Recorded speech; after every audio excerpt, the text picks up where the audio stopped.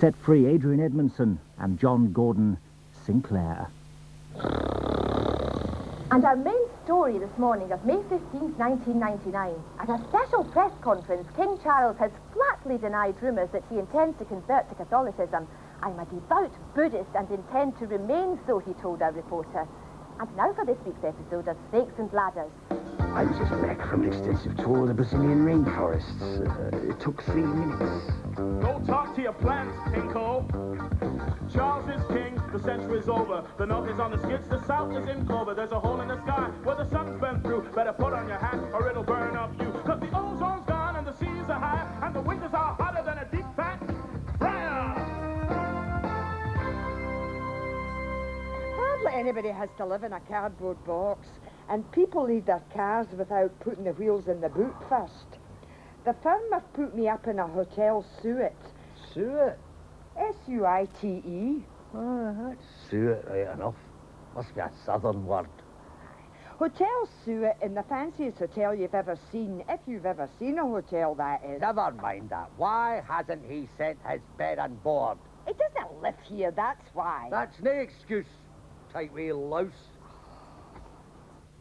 Well, if this Gavin isn't a head office spy, then what is he? Don't keep going on about him, Ralph.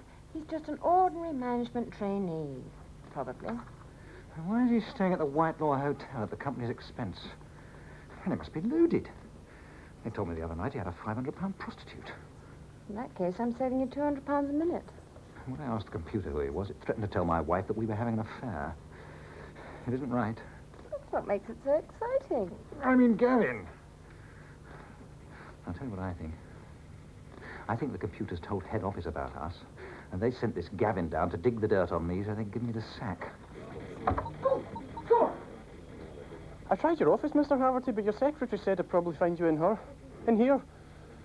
Are you okay, sir? You look a funny colour. Mr. Haverty is having trouble with his blood pressure. If you wouldn't mind stepping outside for a moment. Okay. He's awfully red in the face, nurse. Don't you think you should try loosening off some of his clothing?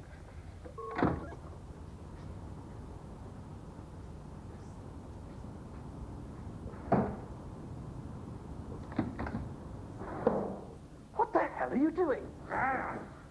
I'm practicing for the Magic Circle AGM, if it's any business of yours. Thank you, Mrs. McLean. I'll see you next tea break. You're a member of the Magic Circle, are you? You don't think there's any way you could get Mr. Pym to disappear, is there? Mr. Pym is one of our most valuable employees, unlike yourself. Mr. Pym is a social orangutan. Naturally, it's his job description. He's unpleasant to everyone. There's nothing I can do about...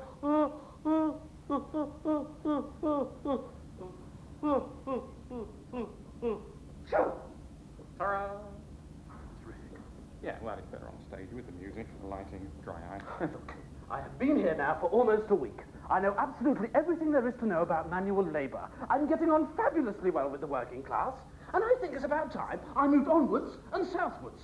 You stink! Well, I can't help it. I've been sleeping rough in Ridleyville for the past 4 nights. Ridleyville? Out! Out! I had no choice. I don't care. Out of my office. Please don't take European Express up here. Ridleyville. No self-respecting robot would even be seen dismantled there. Well, it's all right for you. You've got a nice warm cupboard to sleep in. Yes, I'm awfully lucky. The thing is, I think I know of a place you could rent. What? Well, where? 833 Rifkind Heights, Hesseltown. Hesseltine? Well, I've heard of Hesseltine. It's voted the finest piece of post-war housing 7 years running. It's the only thing that's going. Oh, look, I wasn't being choosy, honestly. Hesseltine. Fantastic. We educated Tysons demonstrate a modicum of solidarity.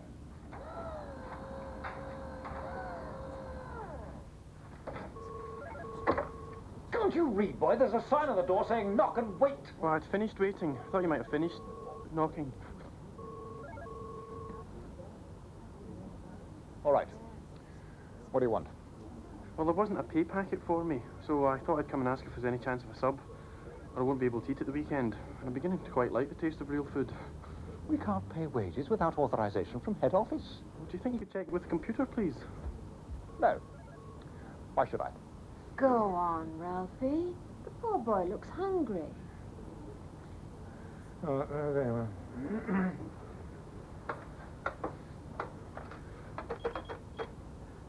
Excuse me.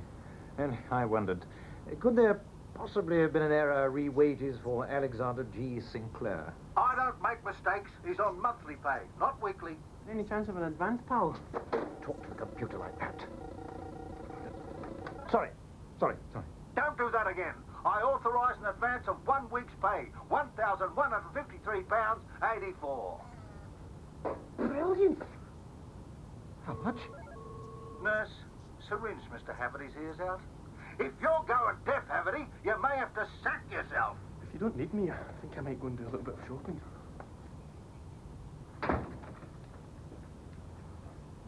£1,100 a week? That's more than you earn. I know.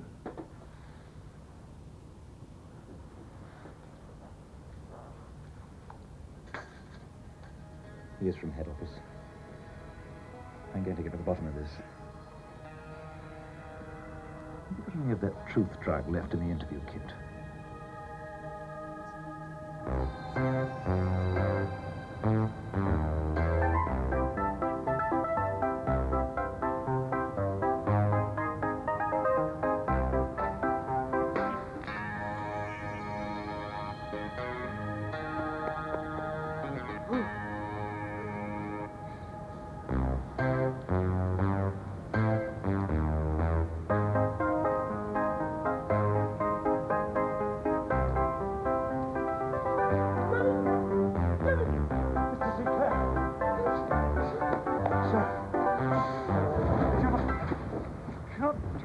Tonight.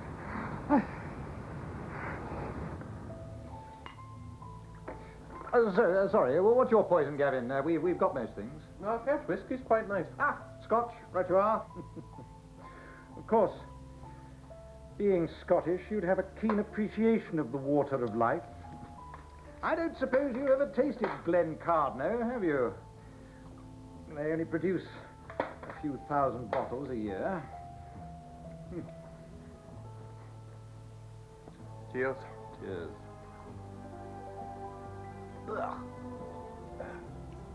Very nice.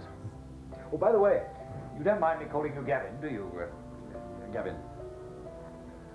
Well, actually, I'd prefer it if you called me Dirk. Oh, sorry, I thought your name was Gavin. Dirk. Well, it is. I've always wanted to be called Dirk. Why? Well, it's so sexy. So, how was head office last time you were up there? I've never been to head office. No, of course not. I suppose the company's spies are based in some shadowy outpost. Well, that makes sense.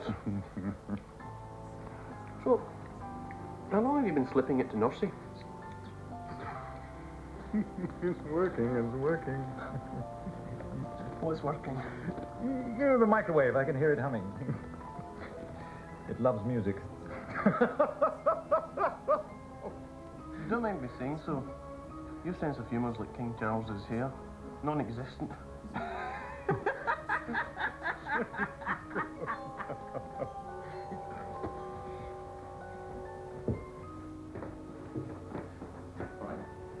Right.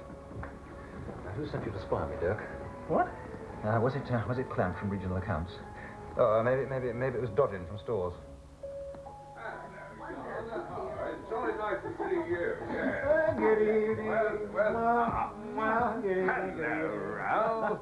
Edward and Daphne Gershwin, this is Gavin Sinclair, young high flyer. How do you do? How do I do what? The Scottish sense of humour is a close book to me. Gavin, I don't think you've met my daughter, Yana, have you? Hello. No. I'm sure I would have remembered if I had. You've got lovely breasts. Legs aren't too bad either.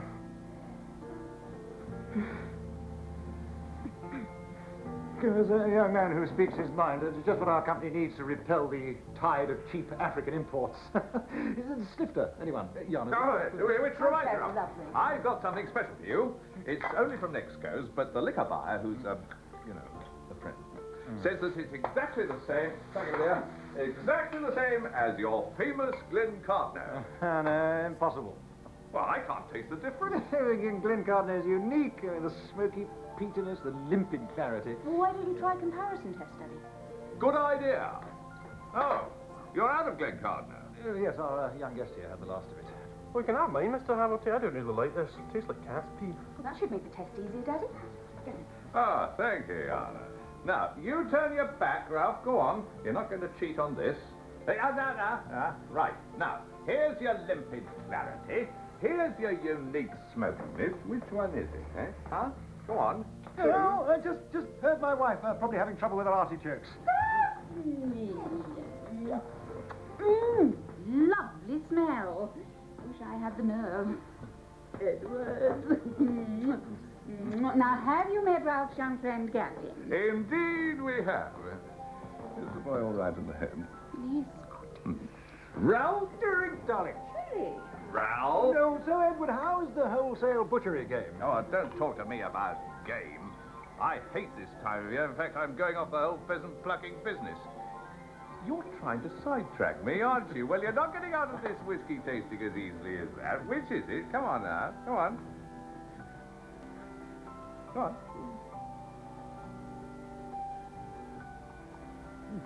All right, Edward, exactly the same.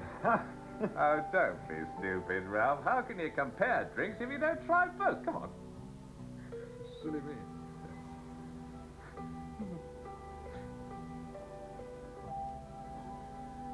Well?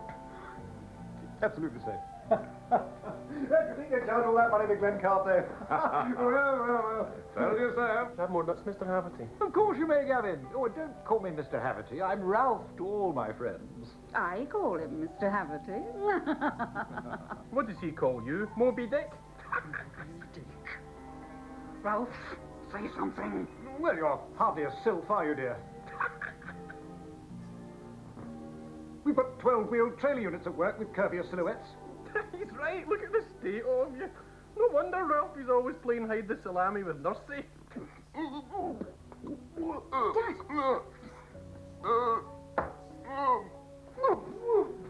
Lucky I did first aid in the Thatcher Youth.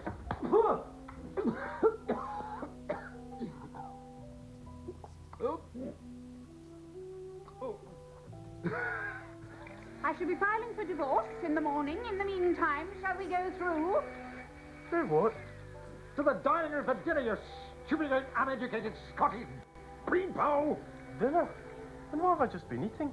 These are just a few nibbles to make you feel at home. Well, I felt at home the minute Ralph threw up in the carpet.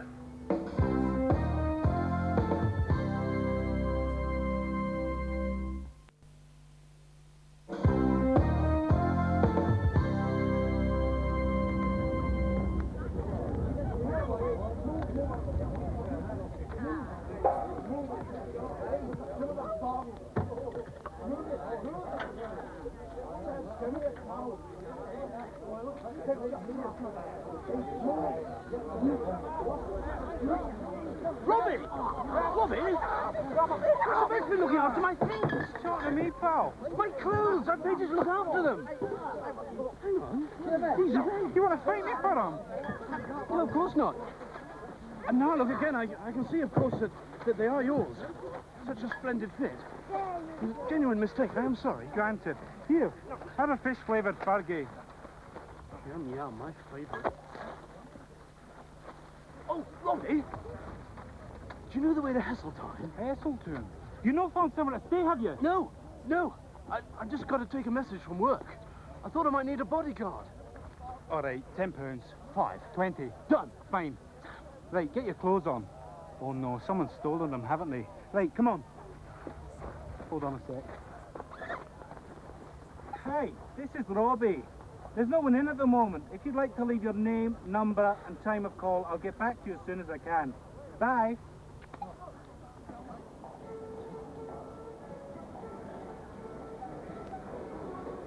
Here's my lift. Oh, well, when I say my lift, I don't mean it actually belongs to me. You know, I have to share it with other people. But that's okay, usually, because we always seem to be going in the same direction. You know, up or down.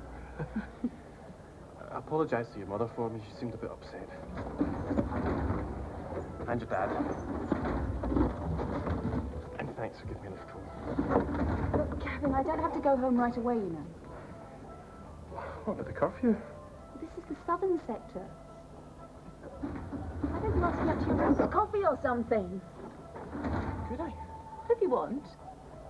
Unless you're some kind of rubber freak who likes being battered by lift doors all night. Oh, you spotted my little weakness.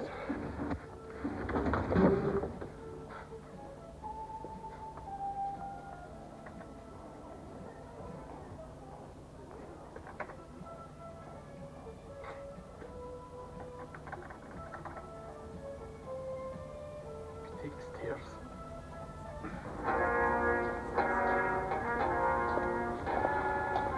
What's going on? It's a funeral, of course. There's no coffin. Well, he's lucky enough to get a funeral. Most people just chuck their dead on a rubbish chute. Come on, curfew's in 5 minutes. Wait, hold on.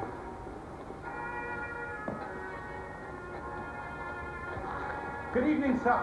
My name's Robbie. I'm collecting on behalf of the homeless.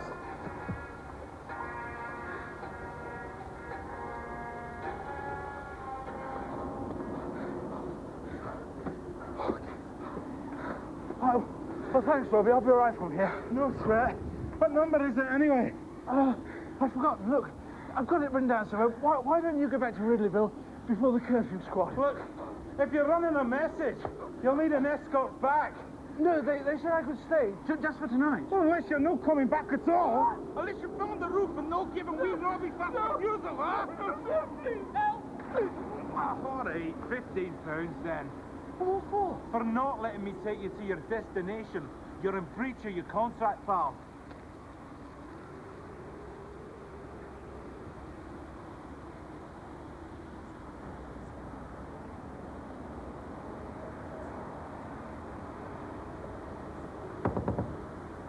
If you've lost your key again, you can go and sleep in the lift as usual. Madam, let me assure you. We've already got the Encyclopedia Japonica, all except for Tolstoy to Venereal, because we ran out of toilet paper. Look, I'm not selling anything. On the contrary, I rather hoped you might have something you could rent to me. You cheeky wee devil. That was years ago. Anyway, you shouldn't listen to gossip.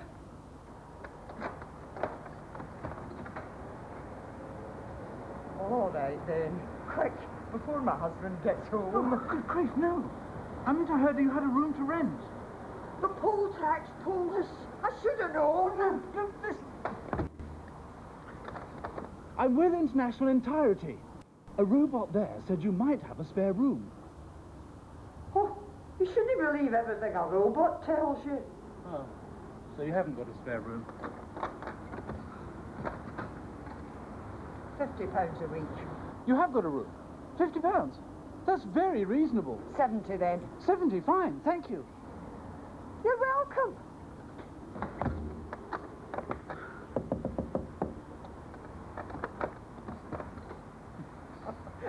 Silly me. Hey!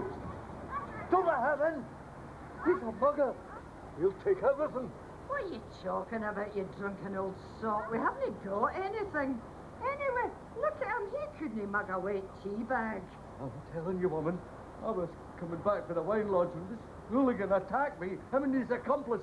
A great giant of a man with a kilt and 3 pair of trousers and 5 shirts and 4 woolies, and I've laughed at you and Paisley. Oh, away with you, you useless bag of jobbies. You can't take me like this. I'm the dole winner. Microchipping Sudbury at night is so romantic.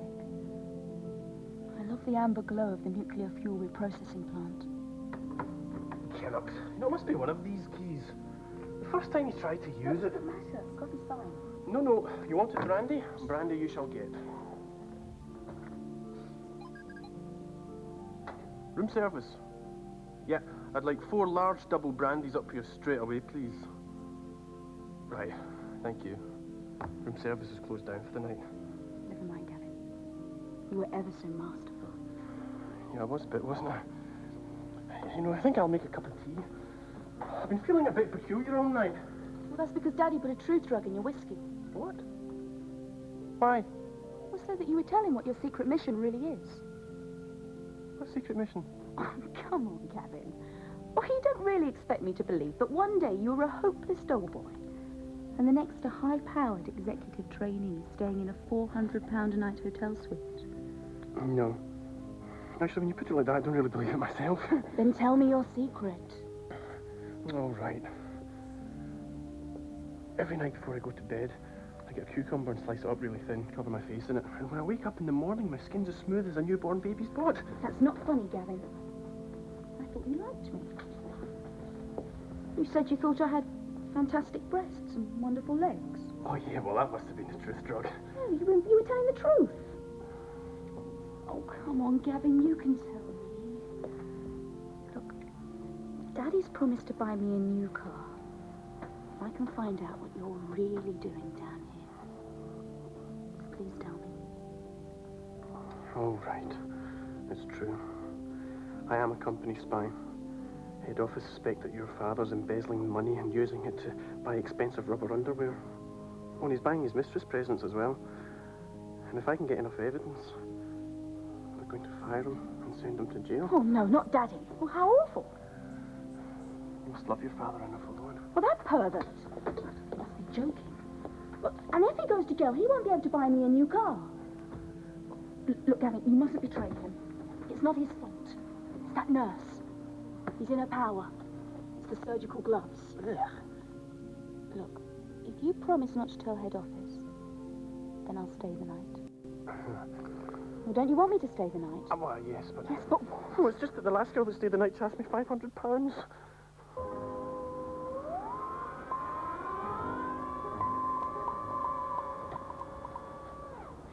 I can't find the bath. It's easy. Go down the lobby, turn left at Give Us Back the Vote, straight ahead for We Demand Free Beer Now, and it's about 4 miles up the dual carriageway. You mean you don't have a bath? Certainly not.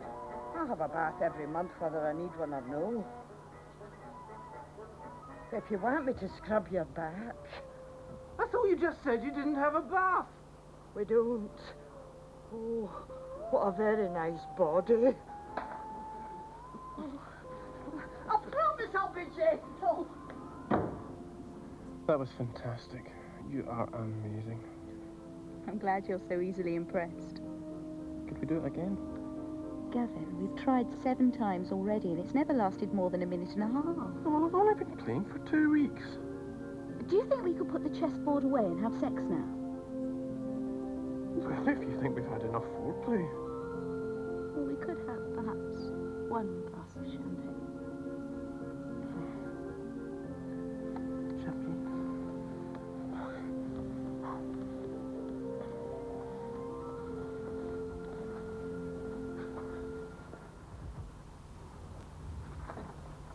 Oh, success! Alexander G. Sinclair. How the bloody hell did you get in here? Never mind that. On the 2MQB training program, carnal knowledge of a fellow employer's daughter is expressly forbidden. You will be fined 2 weeks' salary, and I'm telling your father. Down the snakes and up the ladders, I don't like this game. You can stop the next millennium. Tell me who's to blame. Up the snakes and down the ladders, tell me what you need. Food and shoes and exit visas, do I have to plead? I've seen the future. I've seen the future, and it stinks. There's a hole in the sky where the sun's burned through. Better put on your hat or it'll burn up you. The ozone's gone, the seas are higher, and the winters are hotter than a deep fat fry. St. Paul's is drowned, there's only the dome. You need flippers and a snorkel if you want to go home. The channel is colored by you, tall slick. You can walk to France, it's 10 feet thick. The fish are all dying, the forests are frying. Why are you laughing? You ought to be crying. I don't want to die, I'd rather live. She says there's no alternative. I've seen the future. I've seen the future. I've seen the future.